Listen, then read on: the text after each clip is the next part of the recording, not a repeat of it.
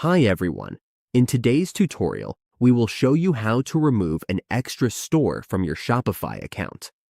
Whether it is a test store or one you no longer need, cleaning it up can help keep your dashboard organized. Let's walk through how to do it. On your Shopify dashboard, if you have an extra store you want to remove, go to the upper right corner and select the store you want to delete. Once it is selected, go to your settings.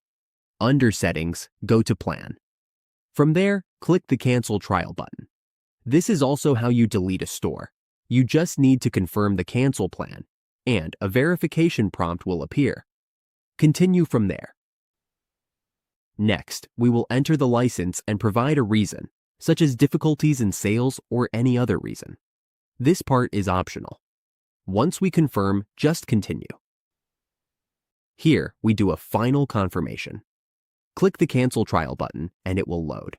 The store will now be removed from your account. As you can see, it is now deleted. And that is how we remove an extra store from a Shopify account. Keeping only the stores we need makes managing everything much easier.